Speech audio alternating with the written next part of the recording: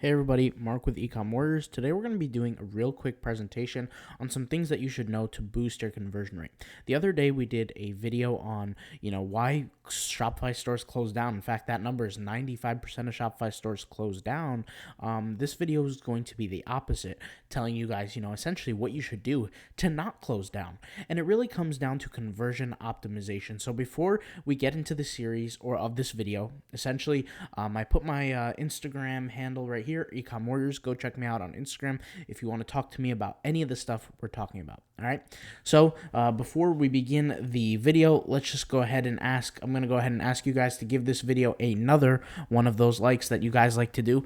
Smash that like button. So I appreciate that. If you guys like my last video, please like this video to tell me that you like these style videos and you want me to talk about conversions a little bit more. All right, so let's jump into it. So essentially, the Lollapalooza effect is the thing or the information you're going to want to walk away with. Basically, with the Lollapalooza effect, and you want to understand this to actually convert at a high rate on your Shopify store, is that you need to understand that the Lollapalooza effect is just a term. It's just a word. Some guy named Charlie Munger came up with this keyword, or this word, which basically what it means is that there's these different ways that people think, right?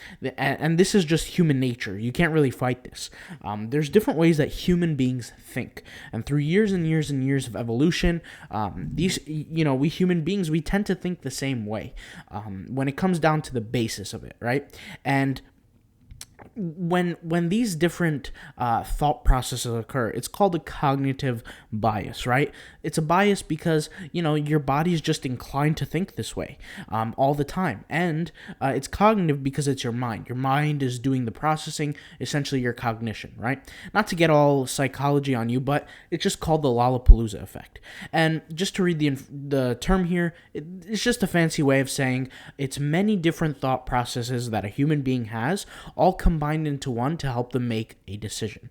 Okay. Now, in my personal studies, when it comes down to Shopify and making sales and getting conversions online, there are 14 different of these biases that can come together to help you drastically improve your conversion rate. But you need at least 6 of these to see a critical difference in your conversion rate and on your store in terms of sales. So for example, if you're setting up an ad and you're getting a store to go, you need 6 of these different biases to occur all at once together to boost your actual conversion rate. If you do 1 or 2 of these, it's not really going to help and you're not going to see a noticeable difference. Unless you're doing sales in the millions, of course, but other than that, it's really not going to work because you're playing with decimals there. But like I said, 14 of these total biases, 6 of them combined together to see a critical difference in your conversion rate. And I use this example of the phone to give you guys an example. So this is an example of an image of how to reset your iPhone, and basically you hold down the power and you hold down the one of the volume buttons, right? And you basically like hold it down until the screen comes up and you keep holding. This is an example of, if you only pressed on the power button, this mode wouldn't come up, right? The ability to reset your computer wouldn't come up. And it works the same way with a person. If you don't hit all of those 14 or 6 or a large number of these biases together, you're just not going to hit the button that makes people trigger for them to actually purchase your product. Does that make sense? So you have to hit these buttons, these psychological cognitive triggers in the individual, at least 6 of them, to make sure the process does occur and you increase your chance at converting. Okay, so what's important to remember? Remember that these biases, when they coalesce, when they come together, each have an individual function, right? They're all very different and they have different purposes, and it doesn't guarantee that you will convert the customer, right? Because all of these biases only essentially, they all rely on one different characteristic, and it's whether they want the product or not, right? If the consumer wants the product or not. And I actually used an example of Jordan Belfort here because he created this straight line system of marketing or sales, right? And he basically said that, he had a bunch of people working for him that were dummies and they didn't know how to sell. And he said, the only way I could get these, because they were his high school friends and his college friends, and he said, the only way I could get these people to sell or make a sale is I have to basically simplify the process for them. I have to make it very simple for them to figure out how to make sales. And he said, basically, you would basically call people up and ask them if they were interested in purchasing the product. If they weren't, then you just simply move on to the next person. And this is the best way to kind of understand this concept, is that you can add all the psychological cognitive triggers. At the end of the day, if you're selling to somebody who doesn't want your product, they're not going to buy. So you have to find somebody who wants to actually purchase your product or has a need to purchase your product. Okay, let's move on. So a lot of gurus will embellish. They're going to tell you things like your customer has to have a burning desire for your product, or, if your customer doesn't want to go in debt for your product, then you'll go out of business. That's actually not true. And sometimes they say that to make themselves look like they know more information than the average person watching them, or maybe they say that because they want you to buy their course. But at the end of the day, if your customer looks at the product and just thinks something as simple as, oh, that product looks cool, or that's a pretty dope product, or whatever the case may be, then you have a fighting chance of actually converting your customer. They don't have to have a burning desire right away. That's just, like I said, guru talk. It's like, gurus have these blanket statements that they just say over and over again that are almost cliches to make people think that they know more information than the average person. It's just simply not true. Okay, so I'm going to give you guys 2 examples of these 14 cognitive biases that come together to create the Lollapalooza. I'm going to give you 2 of these examples of the 14. I'm probably going to put the other 14 in a course that I make, or, the other 12 in a course with all the other things. And of course, it won't be expensive, but, it's just premium content. So let's go ahead and move on to what these 2 are. Okay, so number 1, scarcity bias. So the scarcity bias is essentially this cognitive bias, and I spoke about it before on the YouTube channel, but essentially it's a lack of something. When something is a lack of, people want it more.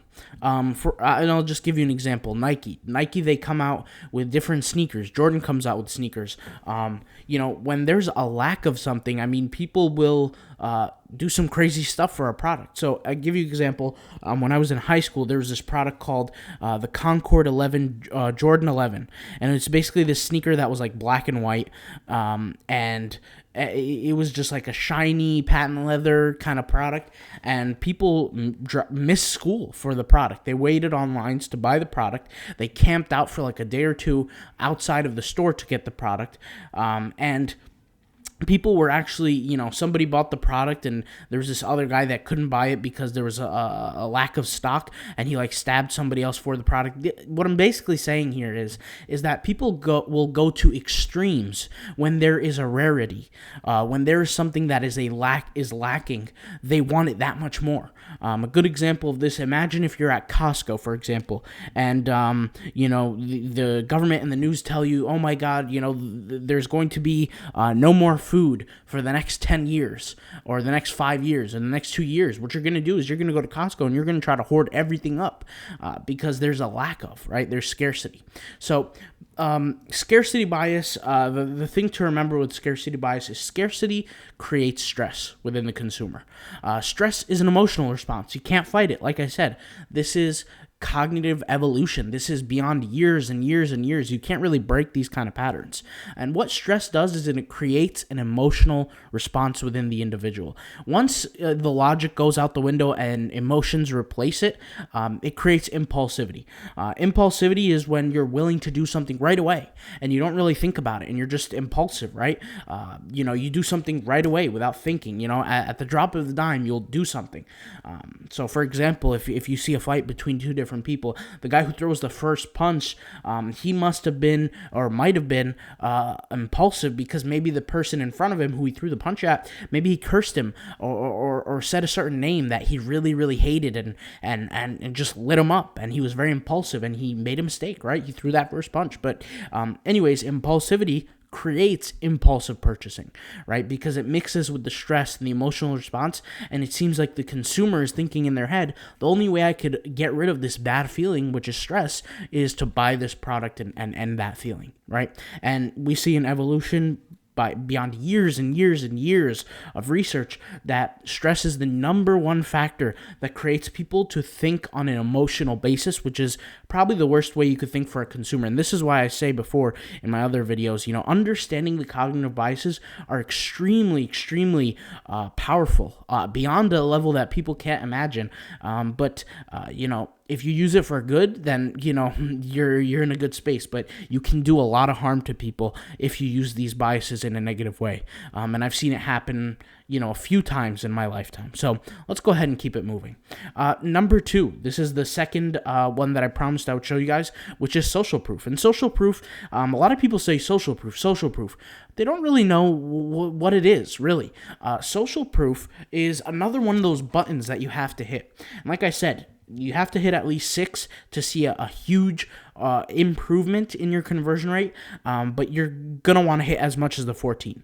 But anyways, social proof is another one of these examples. And social proof could be something as simple as reviews on your product. A good example of this is, imagine if you're in a classroom, right, and you have this kid. Let me go back here. If you have this kid in your class, right, the nerd that nobody talks to and everybody laughs at, makes fun of, right, and he's not a cool kid. And then you have this guy right here who's the popular kid who gets all the girls, right? If somebody says an insult to the other, I'll give you an example. So if the nerd insults the popular kid, or if the popular kid insults the nerd, who are you most likely to laugh at their joke, even if their jokes are not funny? Most likely you're going to laugh at the joke of the popular kid. So if the popular kid insults the nerdy kid who has no friends, people are most likely to laugh or side with the popular kid than they are with the nerd, and vice versa. They're less likely to side with the nerd than the popular kid because the nerd has no friends, and that's what social proof is. Social proof has evolved throughout the times of groupthink, of moving into herds as humans. When people would move with clans of human beings, especially in nomadic era, when people would be traveling from place to place in search of food, right? They would have to move together as a group. And, one of the worst punishments that somebody can face is being ostracized from the group. Because what that really meant, being ostracized, was it meant death from an evolutionary perspective. Imagine if you were in, Alaska, right? And you were hunting some woolly mammoth with a group of 60 other men or 60 other people. And, that group decided, hey, you're not part of our group anymore. You need to leave.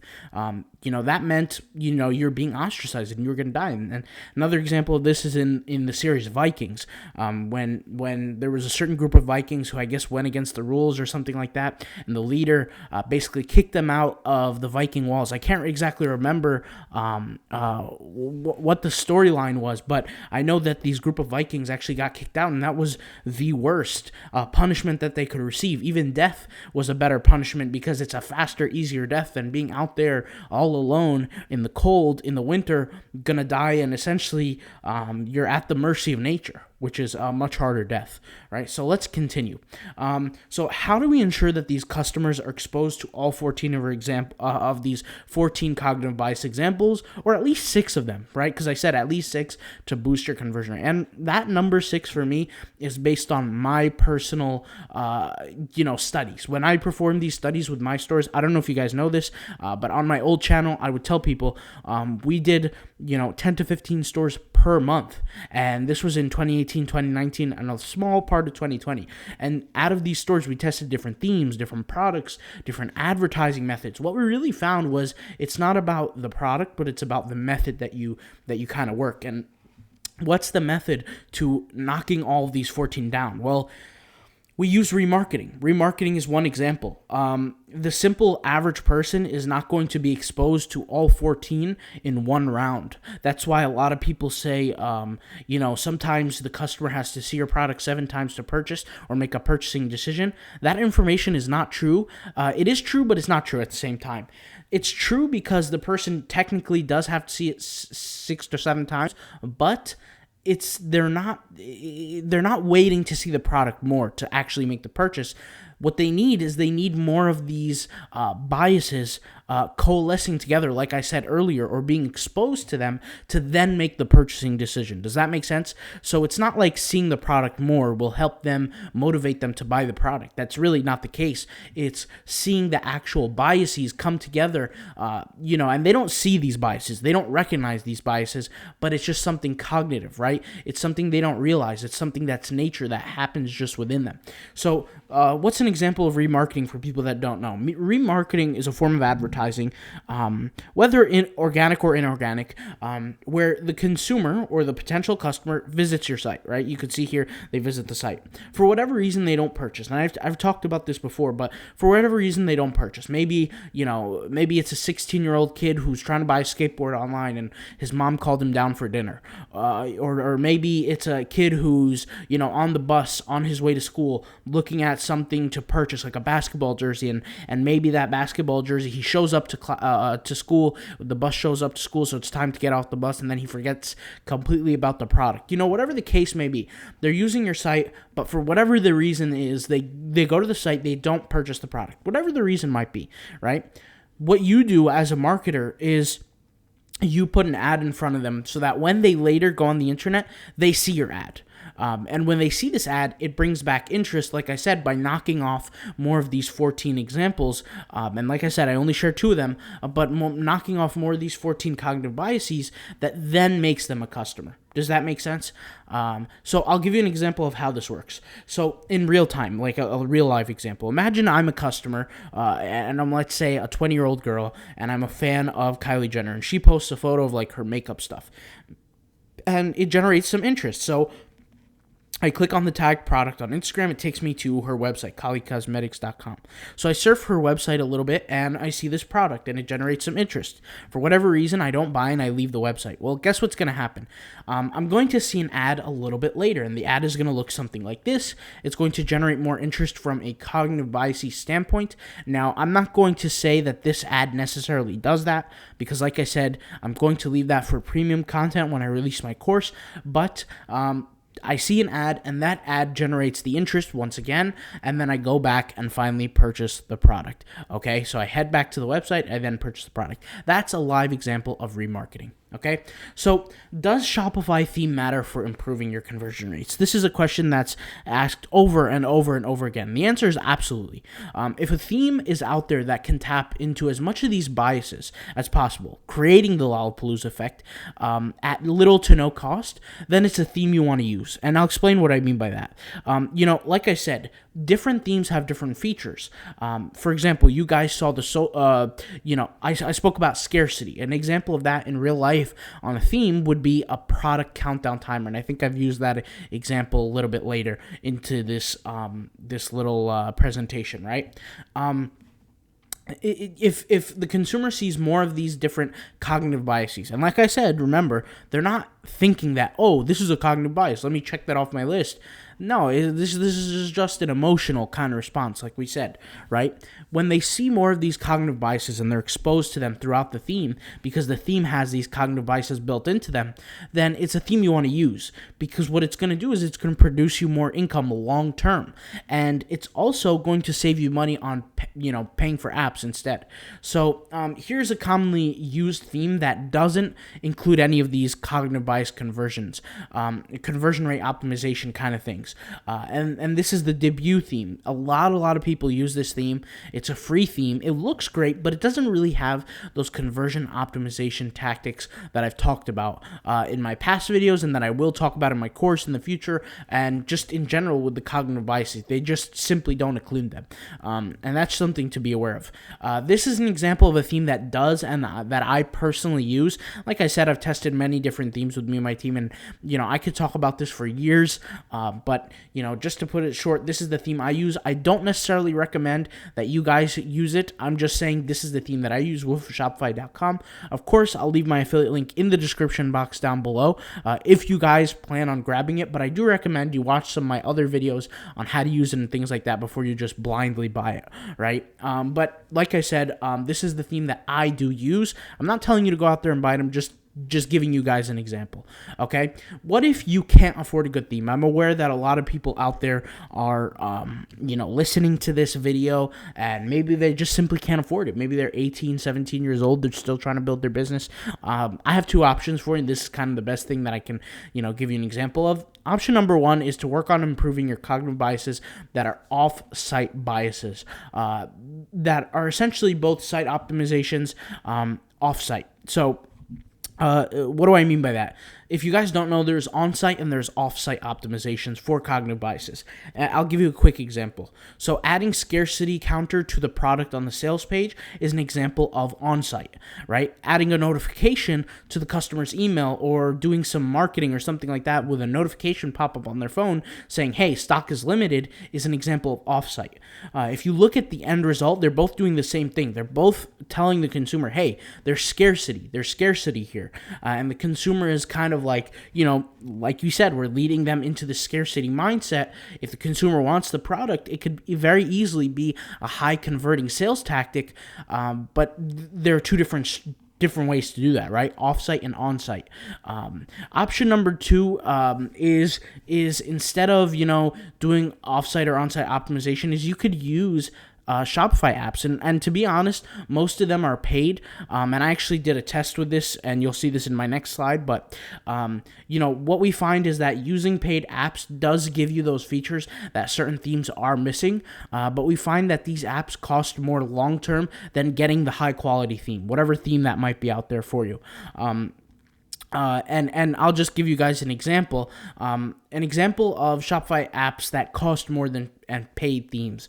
With a Shopify theme, with no discount or sale is $159 to my knowledge. That's based on what my knowledge is. They might change the product price a year from now, 2 months from now. I don't know. Okay, but I'm just saying it's $159. I know it's currently on sale right now, but assuming that it's not, let's just say $159, right? Cost equivalent to the value of these apps that the Wolf theme provides would be $68 per month. So you're definitely saving money on the theme, because if you just think of it this way, the theme is a one-time payment. You could get all these apps and you could pay monthly. I think the worst thing out there is to pay monthly for different features, like different themes or different apps. You shouldn't be paying monthly for any of that kind of stuff, because you can get a high-quality theme, pay once, and then it's over and done with.